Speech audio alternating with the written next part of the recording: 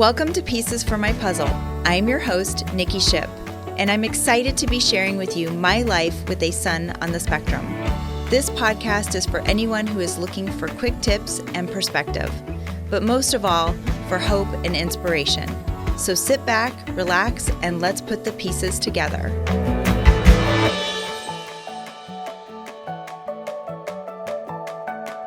Hello and welcome back to another episode of Pieces for My Puzzle. I'm your host, Nikki Ship. Thank you so much for joining me today. Last week, we had the great honor and pleasure of speaking with Ms. T.L. McCoy, superstar grandmother and author of Delilah and the Ghastly Grimm. If you did not get a chance to listen to that episode, please do. We had a lovely conversation, and I am forever grateful for all of the tidbits of information that she gave us on that episode. Today, I am especially excited to have Miss Jennifer Celeste Briggs on the show. She is another superstar parent and also the author of a book called Watching Sarah Rise, a moving memoir that chronicles her life as a mother raising her daughter with autism. Through the Sunrise program, Jennifer embraced creativity, patience, and play to help Sarah achieve incredible milestones. Passionate about neurodiversity and acceptance, she continues to inspire others with her story of hope, love, and connection. Please welcome Jennifer Celeste Briggs to the show today. Thank you so much for being here. Thank you so much for having me. I am so excited to have you on the show. I'm in the middle of reading your book right now. For those of you listening in, she wrote a book called Watching Sarah Rise.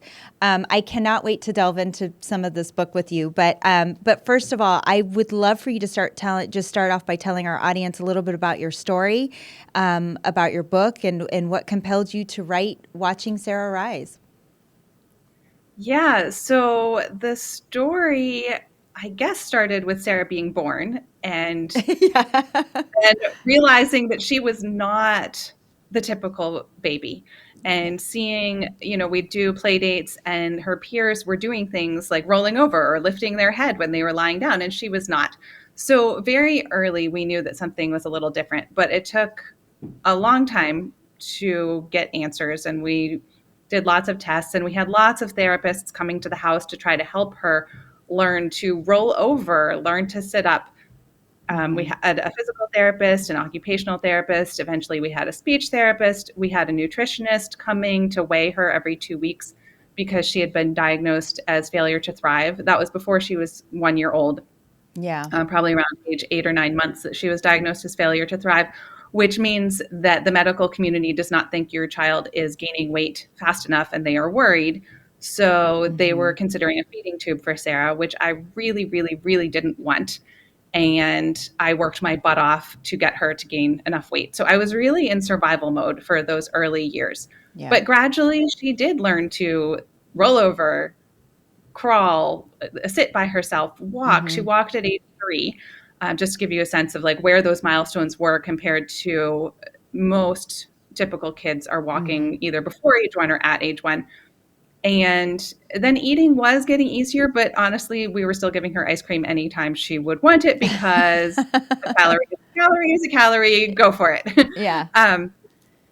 But at age 4, I stopped feeling like I was in as much of the survival mode. And we also had another baby, and Amy is my youngest. And so there was still a lot to think about. There was a lot to do, but it was like, Sarah is 4 and she's still not talking.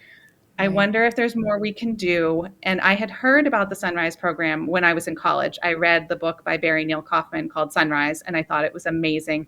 I did a whole summer program at their sort of sister organization called the Option Institute, which is connected to the Autism Treatment Center of America, where they teach Sunrise programs.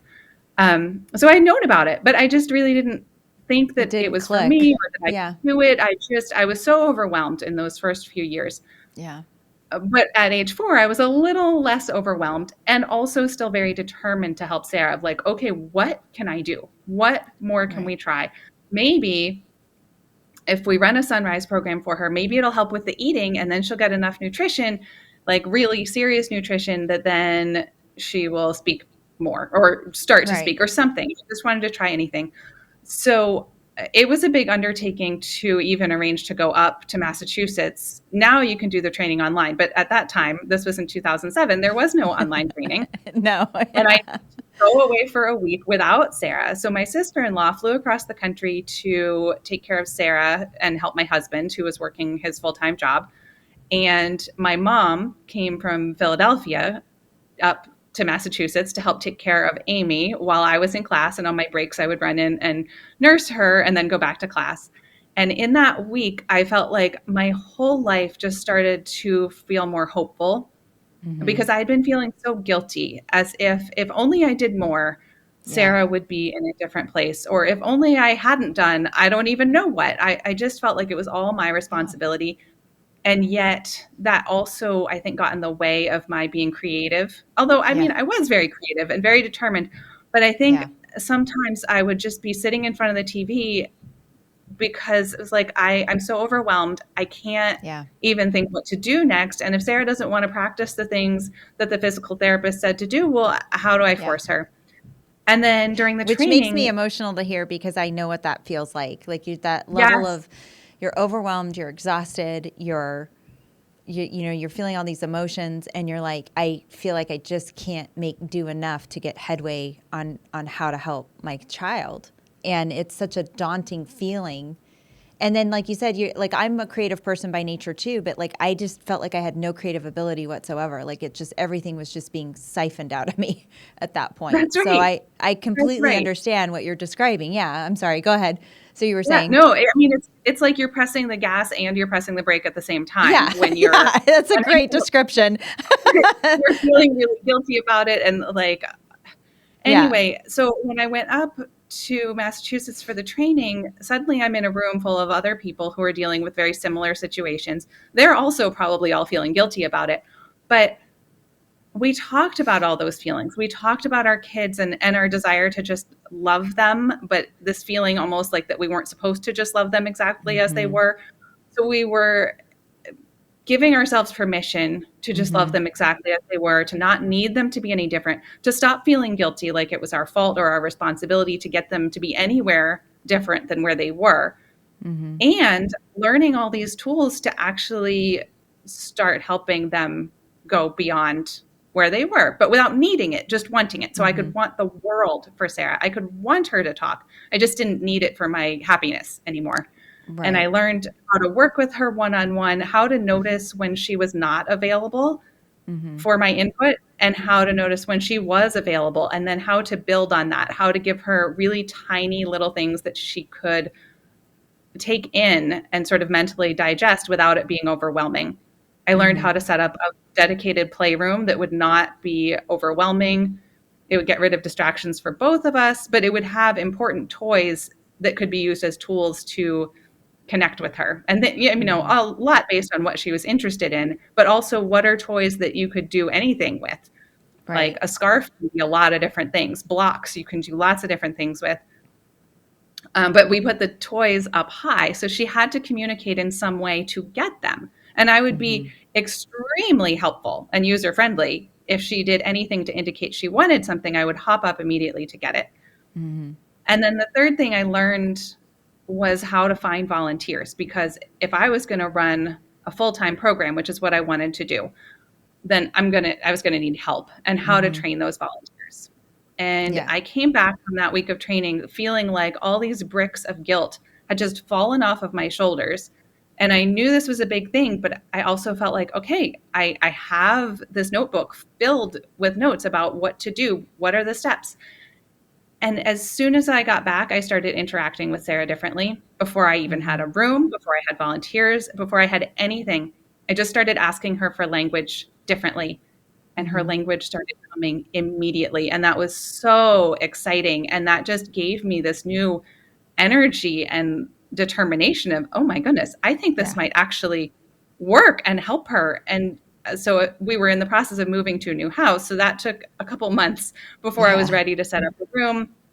And then I sent out an email to find helpers, just to friends and family, both near and far, figuring maybe people know other people around me. And I got a Mm-hmm. lot of people offering either to be trained to work with Sarah, that I would train them, or they would hang out with Amy while I was with Sarah because Amy was still a baby. Like she couldn't Yeah. just be on her own. And I needed to not be distracted if I was going to be focused on Sarah. Or I said, if you want to help and make a meal, that would be great. And so I had some people who would bring a dinner once a month. And, that was one less thing I had to worry about. Yeah. And Sarah's language just continued to build every day. It was just so exciting. And so I started emailing my parents every week to say, hey, this is what Sarah did this week. Can you believe it? And then I started adding in the volunteers or adding friends when they would say, oh, how's it going? Mm-hmm. And that grew to be a blog. And eventually people kept saying, when are you going to turn this into a book? And this is a very long how I got to the book. But, I know. I love it. No. So then it was during the pandemic, actually, was when I finally felt kind of clear enough about how to in it that I had more time that I sat my butt down and started work. And started to work. Yeah. And I think, and it's funny because in the book, when you're talking about the emails right now and getting your volunteers in the book, you write, you show what you wrote in the email, you have it listed in there. And I remember thinking, what an amazing email to receive. Like I thought, if I was the person on the receiving end, how would I receive this, right? And I thought, what an amazing email to receive. How could you not want to help or figure out some way to volunteer or or help out in some way?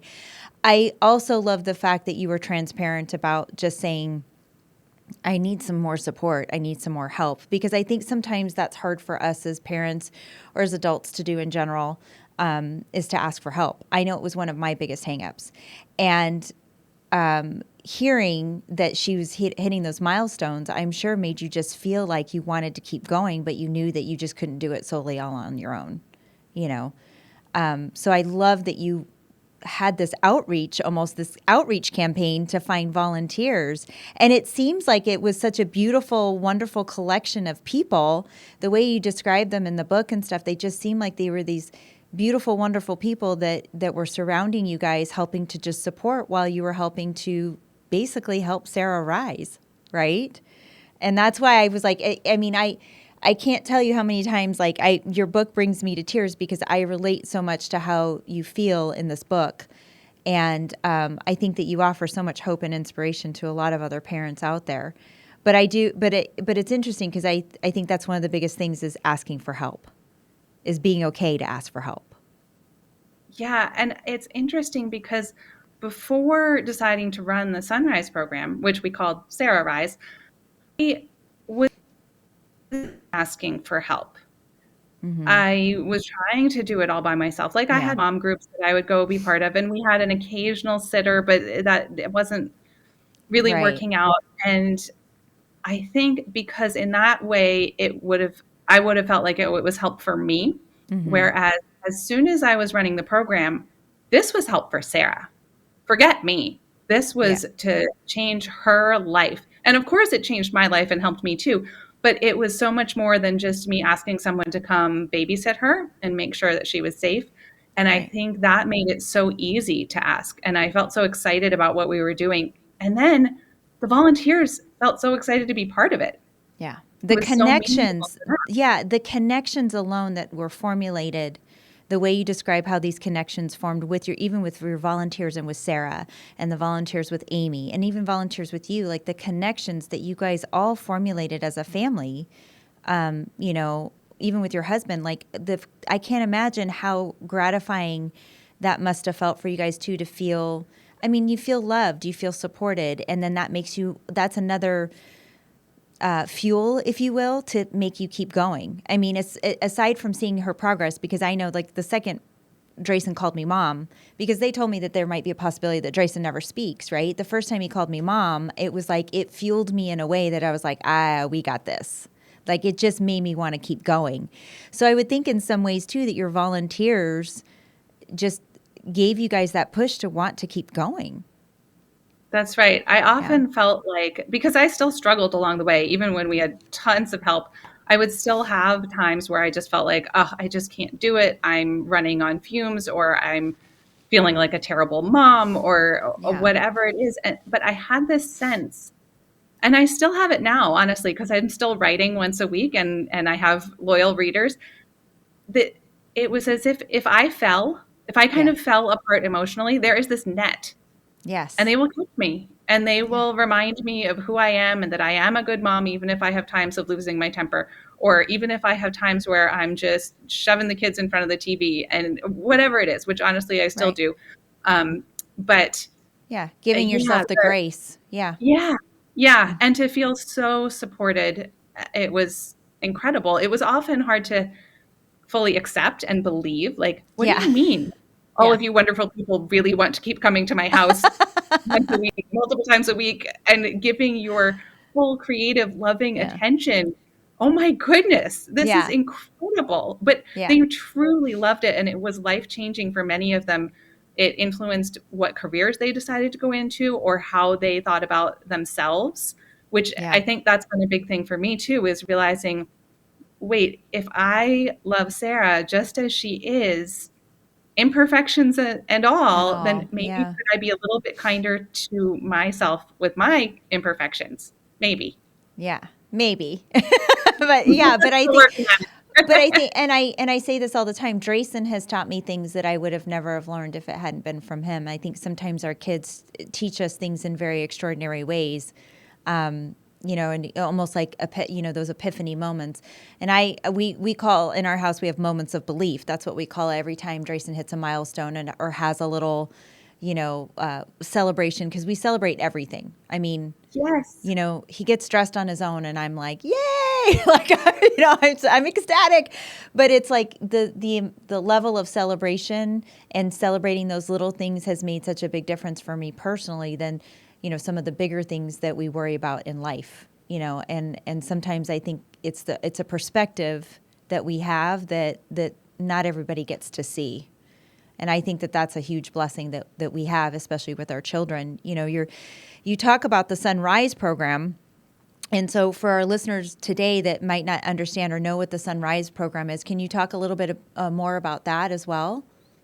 Yeah, it is an approach to working with people with autism to really focus on loving them where they are, meeting them where they are, not stopping repetitive behaviors, but Mm-hmm. using those as the doorway to forming a connection and then using their interests to work towards your goals. It was started by Barry Neil Kaufman and Samaria Light Kaufman. Samaria wrote the foreword to my book. In Mm-hmm. the 1970s, they had their son Ron was diagnosed as being severely autistic. They Okay. were told to put him in an institution, and they went and visited institutions, and they really didn't like what they saw for Ron. Mm-hmm. And they said, well, we really want him to know that he's loved. And that is the thing we care the most about. Mm-hmm. They didn't actually see anything as being wrong with him. They were just so almost fascinated by what is this person, what is their what is, and so they wanted to join his world. So they Mm-hmm. set up a room that was free from distraction, and they would take turns, and they had volunteers to spend one-on-one time joining his repetitive behaviors. So it Mm-hmm. wasn't just copying, it was saying, okay, I'm really going to enjoy spinning this plate also, and I'm going to watch and learn. And then when he would start to look at them, even just for a nanosecond, Mm-hmm. they found ways to celebrate that. And different kids respond differently to Mm-hmm.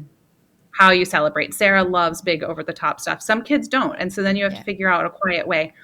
But they worked with him and with their team, working with him for 3 years, 7 days a week, 12 hours a day of one on one. And Wow. he completely transformed, was able to just interact easily with his world, go off to regular mainstream school, and eventually he became the global director of the Autism Treatment Center of America, where they teach other families the Sunrise program. Oh But if my we gosh, back up that's to when amazing. he's young, and then Bears is the nickname for Barry Neil Kaufman, when he wrote his book called Sunrise, then other people started to say, can you teach me what you did? And so that is how they started the Autism Treatment Center of America. And then you jump Wow. forward a long time, and then there I am saying, hey, can you teach me? And it was so helpful, so transformative for me to, I guess, to feel really empowered and hopeful Mm-hmm. about Sarah and be able to enjoy being with her and not feel so desperate to get her to change. And yet, ironically, this is the time that she changed the most. Or maybe it's not ironic. It is exactly Yeah. because there was not the pressure. I think of it as an unpressured cooker for her. Yes.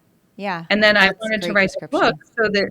so that more people could know about it. Because I think that the original Sunrise book is not necessarily, being put in big stacks at bookstores. Neither is my book yet. I can always hope. But I wanted to give another nudge to say, hey, this approach is out there because it's not the Yeah. mainstream approach. It is different. No, it's not. And even for me, I mean, Drayson's much older now. He's 13, but even some of the stuff you describe in the book, I'm like, I want to try that with him. I mean, it's interesting because we were lucky we had, we did the traditional ABA route. We were very lucky that we had a very good positive experience with ABA. I know that there's across the board, there's kind of mixed reviews with ABA. Some people have good experiences, some people don't. But now that he's this age, I've been asking myself, how do I level up? Because the ABA is great, but it's just like we feel like we need more. And, reading some of these techniques and stuff, I'm like, well, it's almost like getting back to basics for me on certain things. I'm like, it's just breaking this down a little bit further. And I really like the approach the Sunrise program that you've described in the book brings. And it's something that, my husband and I have been talking about. In fact, I'm making him read the book next because I'm almost done. I'm like, guess what? You're reading the book next. Like, I'm going to pass it off to him. But I want him to read it so that he can gain that perspective too, because I think this is something we might be able to even implement with Drayson now, even at his age, because we are entering, teen years, the hormones, like so excited for this time in our life. But it's like I know I'm going to need other tools, if you will, in my tool belt to help him. And not that ABA has not been effective for us, but we're kind of at this impasse where we're like, well, we need to mix this up a little bit more. So what I've never even in all my years, and I've done a lot of research over the last 10 years because Drayson was diagnosed 10 years ago, I've never heard of the Sunrise program. Yeah. And so that's why I was so excited to also talk to you about it today and about your book, because I think that this is such a valuable tool that parents could use and can use. Yeah. And it's really flexible for parents to tailor it to their life. Like, I think sometimes people might read my story and feel intimidated, like, oh, I can't overhaul my whole life. I don't have time to do that. But you don't have to, because we saw changes just with my asking differently in a couple minutes, asking for language differently. And once you become a Sunrise family, you don't ever really lose that because it's a shift in thinking and perspective. So I don't officially run a program anymore. We only did that for 5 years. We still have some people come to the house who have that same mindset and spend quality time with Sarah.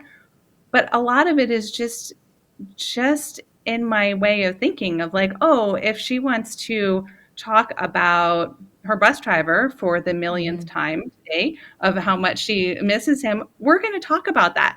Yeah. Or if she wants to pretend that she's granddad because he's one of her favorite people, we can do that. I'm not going to stop her from doing that. Right.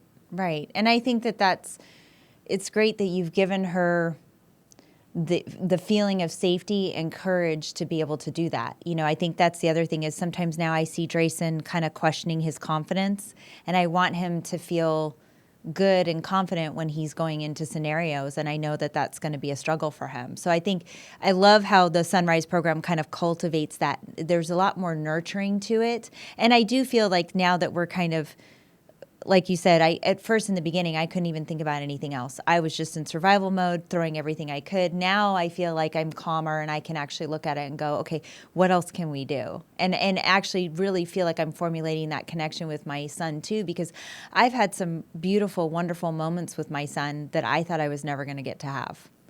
Even the other day I asked him for a hug and I was shocked because he actually was like, yes, and came over. But the way he hugged me, it was like probably the biggest bear hug I've ever received from him ever.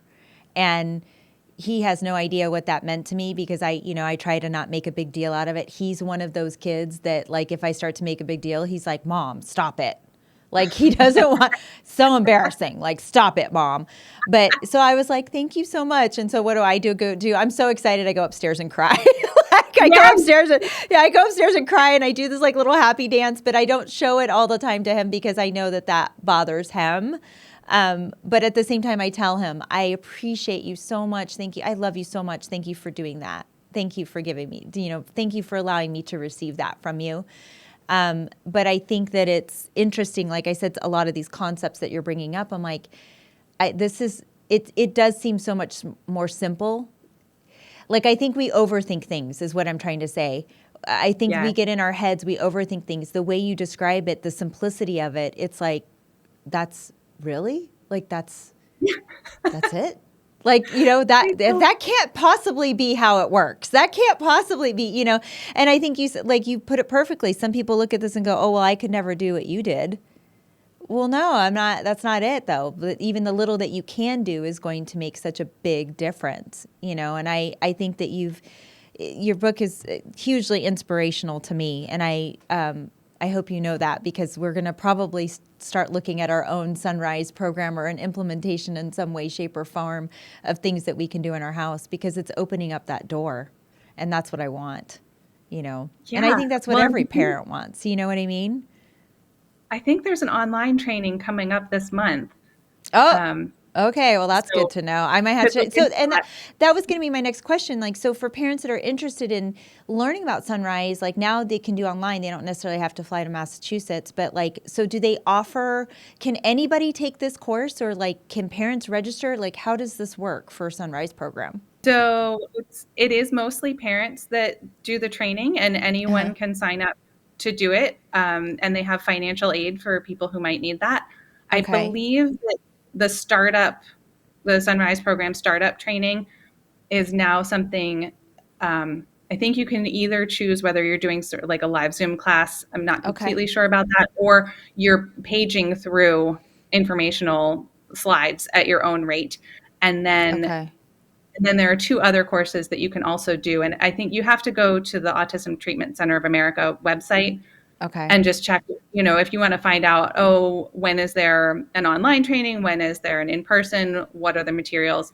But you can also call and do a consultation with their specialists and kind of get started right away, or say, hey, this is my situation. How would you suggest I deal with this particular moment with my kid? Or they can help you look at where you might be stuck kind of emotionally, which I did a lot of. They call it an option process dialogue to do, but they'll ask you questions. So you are coming to your own answer about your own truth, but to say, oh, am I stuck and getting frustrated about Sarah in this moment because I think it means something about me, or that I'm a bad mom, or that if she can't do a puzzle, like a puzzle today, that it means she'll never do it. Well, if I'm feeling that way, of course I'm weighed down. But if I can realize that that's just a belief, and then say, oh, what it really means is that she can't do the puzzle today. And this is an exact example from my earlier time with her. And I thought she would never be able to do a puzzle. And now she can do a simple jigsaw puzzle. So, things take maybe a lot longer for her, but she does get there. And so there are lots of training options out there if people are interested. Yeah. And I think that that's what I liked about the Sunrise approach when I was reading up on it, is that as a parent, you have to kind of peel back those layers first about yourself. You've got to shed all of that and kind of leave it at the door, so to speak, when you enter, into that room to do the program. And I think that it's so important. And I know I've mentioned on other podcasts before and talked to lots of other parents before about, we kind of get in our own way about things. So how do we let that go? So I really like that Sunrise program has that kind of built in for parents, because I think that that's a great thing for the parents to learn about themselves first before you even try to start helping your child. Sometimes we learn more about ourselves than we care to realize, but I do love that they do that, because I think that that's the only way we can really show up for our kids. And sometimes I've had to say that to myself. I've got to leave this at the door. I can't bring this in when I'm here in the here and now with Drayson. And so I love that they implement that into their program. and that they address that first. Because I'm sure that's something, and that's nothing that we usually hear when we walk into other therapies. People aren't like, okay, coat check that misconception at the door because this is going to go down differently. That doesn't happen with a lot of these other modalities. And so I really, really love that approach. Before we get off the call today, what advice would you give parents of neurodivergent children who are looking to create a similar sense of community? Because in the book, the volunteers, your family, everybody that has come to surround you guys and support you is just extraordinary. I mean, just extraordinary. So what advice would you give to parents when they're trying to create that sense of community for themselves? I think to know that people like to help, and so that it is okay to ask. And if you get really clear about what you want and feel comfortable telling people exactly what you want, that makes it easier for them. Because if you just ask them to show up, but you give them no guidance, but your kid might need some special ways of interacting, then they are going to feel lost and maybe not want to be there and help because they are feeling lost and not confident. But if you give them the tools and instructions of saying, hey, when my kid does XYZ, here are some ways that you could try responding. And you're giving that guidance and really trusting that you know your kid best and trusting your ideas and your vision, even if you end up changing it the next day, but just step into that leadership role, which I think I didn't really do that, even though I was feeling responsible. But as I came away from the first training and they were saying like, okay, you're going to figure out who the team leader is. And I was like, is there someone else here who's going to be the team leader? Yeah, that's me. But yes, and that was empowering in a different way to say, oh, yeah, okay, I have this vision and I'm going to ask for help and I'm going to tell people exactly what I want, exactly the time commitment. And then I'm going to go forth. And it definitely helped to have the guidance from the training. But I think that parents can ask for help even without that, and just to trust that maybe not everyone is going to step up, but people really love feeling helpful.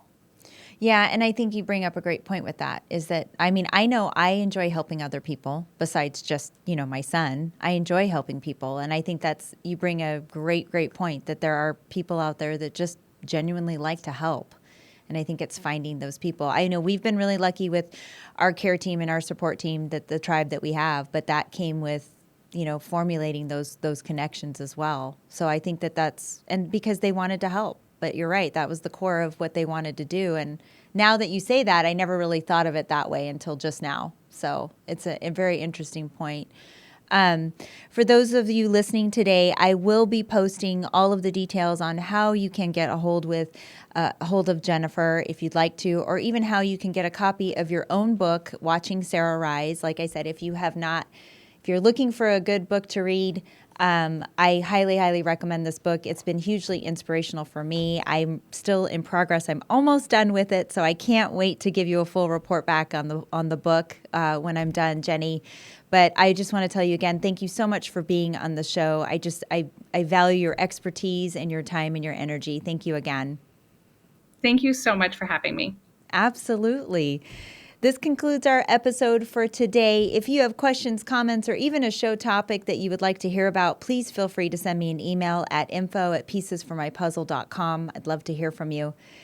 Don't forget to like and follow us on Facebook and Instagram if you haven't done so already, and feel free to subscribe to our YouTube channel as well. If you like what you're hearing, please spread the word so that we can continue to empower autism families, and feel free to give us a good rating on your preferred podcast platform of choice. Thanks again for tuning in, and until next time, keep working on your puzzle, and remember, you don't have to have it all solved in a day. Take care.